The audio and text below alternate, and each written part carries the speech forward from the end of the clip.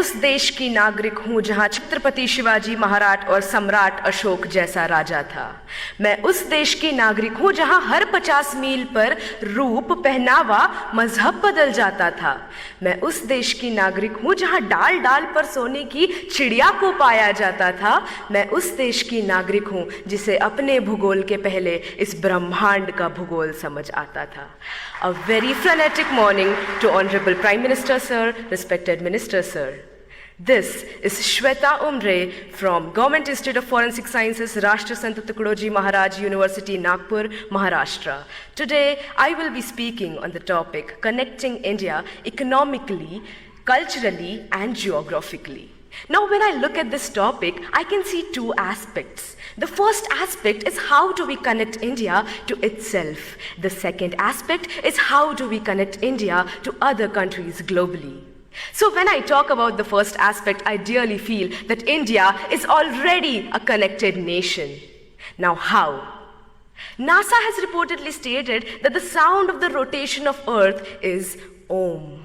And we have been worshipping Om, we have been worshipping landscapes, rivers, lakes since ages now, which states that our culture is born out of the geography of our country. Moving ahead to how culture is connected to the economy. When I talk on this, how can I not talk about the heritage tourism that we have, about Char Dham, about Golden Temple, about Haji Ali Dargah, about the beautiful churches of Goa. This heritage tourism generates revenue for our nation, and this revenue helps us build a better, a stronger economy. And that we have a stronger economy now, it is possible for us to reach to the portions of the country that are in the most remote areas.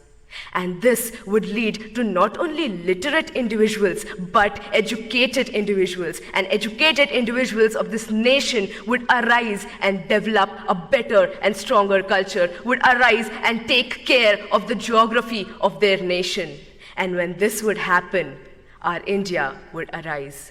Talking of geography, when I see that people who drink water in Bengal, it comes from the Himalayas. The people who experience rainfalls in Mumbai are the clouds that are coming from Gujarat. And we have the second largest network of roads in the world, thanks to the 3% taxpayers of this country.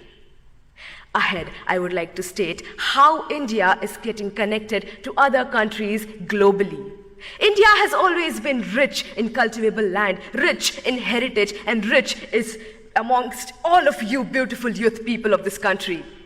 This is the reason why countries like superpowers want to come to us and invest on our land. This does not only bring pride and respect to my country, it also generates a very strong economical relationship with countries that are more developed than ours.